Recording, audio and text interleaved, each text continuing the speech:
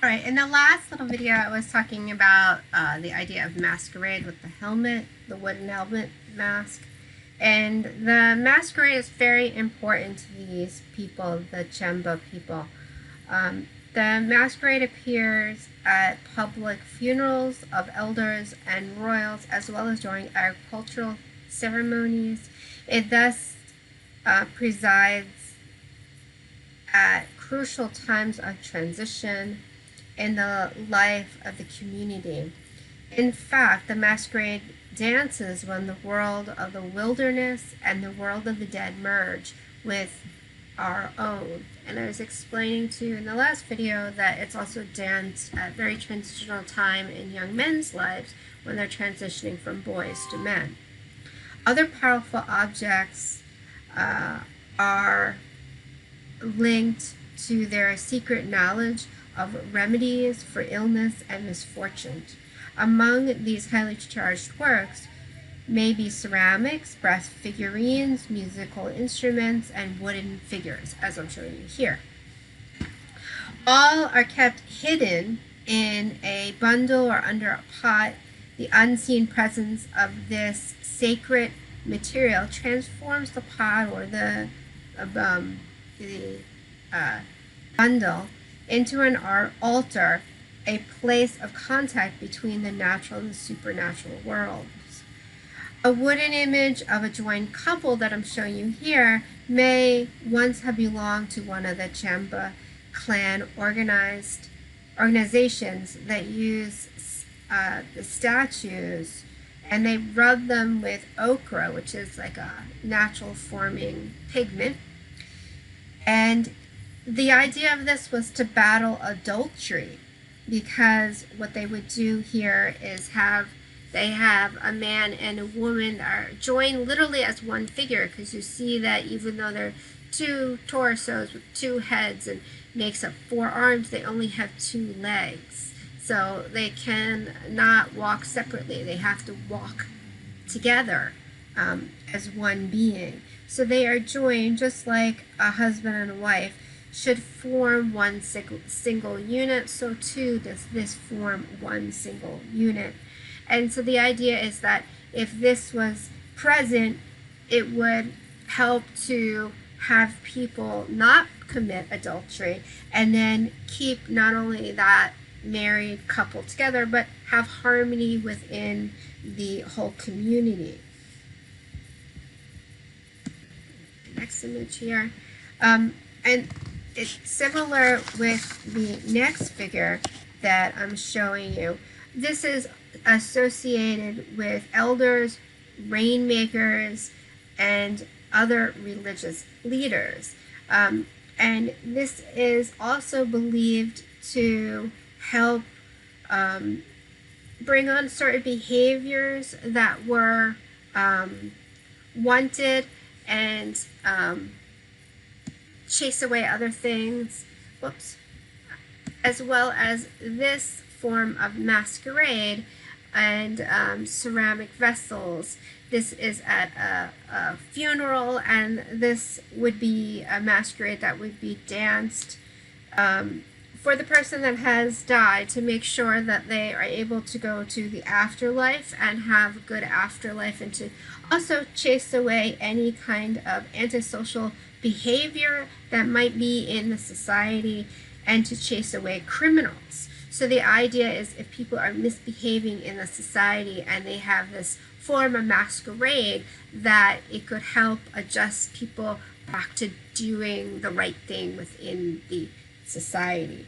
So we can see if one of the elders in the community died, perhaps there was now an imbalance in the structure of hierarchy in the group of people, and so something like this masquerade would help to adjust that and have people figure out their place again within the society after one of the elders had died.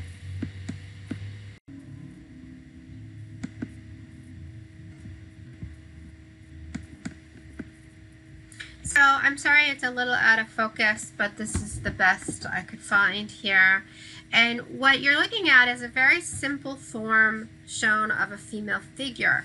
You can see she has no arms, she's carved very simply with these legs and not much detail. But one thing we do see and we can notice about her are these large kind of things on the side of her head. And this is because in this tribal people, what they do is they put discs in their ears and they stretch their earlobes, which is something actually that has been, appropriated by people in the United States and has become quite frequent in young people, this kind of stretching of the earlobes. She also might have had a nose ring in the form of a circular disc in her nose, and so this is why kind of the odd shape of her nose as well. So this is showing the really importance of ornamentation for these people in the Central Sudan. The next I'm going to show you is a piece of wood that's carved, and it was originally painted, although much of the pigment is gone from it, and it's making a reference back to the masks that are used during masquerade. And we can see that it's quite exaggerated, as it would be with the mask, with the very large circular eyes here, and it almost looks as though this figure is wearing a mask. And then we have these very kind of simplistic and beautifully carved curves of the arm, which mimic the circles around the eyes, and then we have a sense of the torso here with the legs and these large feet, which help to stabilize this piece of sculpture.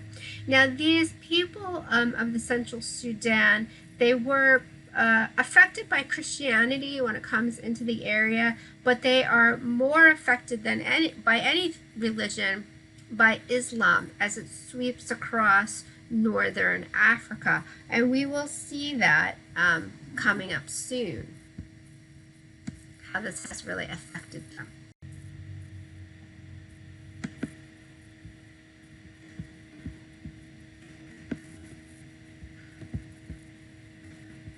Okay, so what I'm showing you here is an embroidered robe from Kanori, and this group of people had been very influenced by, as I was saying in the last video, Islam.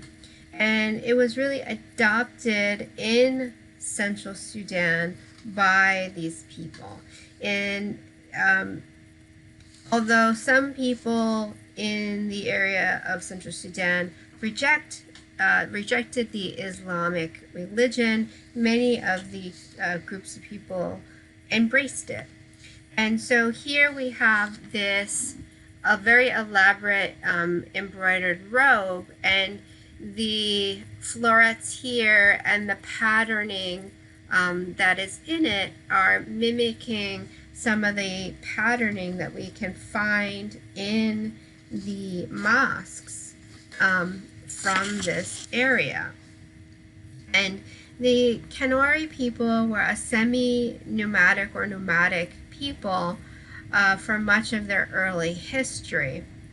And we can also say not only that these floral in particular designs are coming out of images that are in the mosque, but actually images from that are found in glass and pottery and metalwork made in Islamic Egypt, once Egypt had been converted.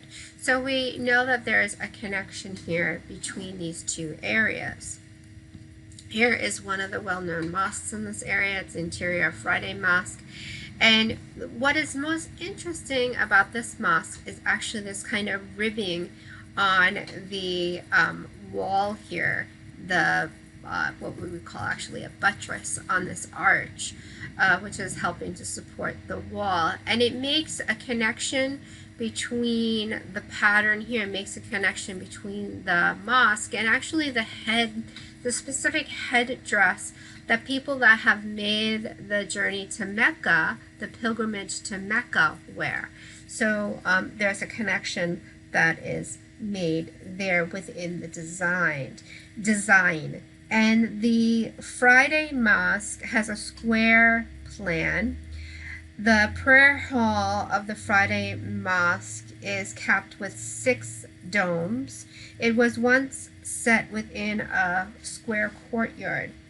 Entry into the courtyard was through one of the 4 entry chambers built into an enclosed wall. Each entry chamber had a dome, a doorway leading to the exterior, and a doorway leading to the interior court. Inside the prayer hall, the dome then had these crossed rib sections that I'm showing you here.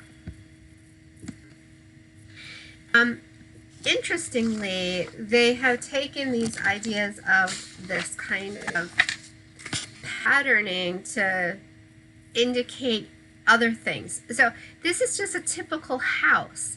And what they've done is on the facade of the house, they have all this kind of patterning that begins to appear. And first it was religious in nature, but it's morphed over time. And now if you go there, you'll see that in the adobe patterning on their houses, they put everything they see practically. So you have these modern elements, like here's a car, and here's a bicycle, and it's showing, you know, the wealth of the people that live inside of this structure.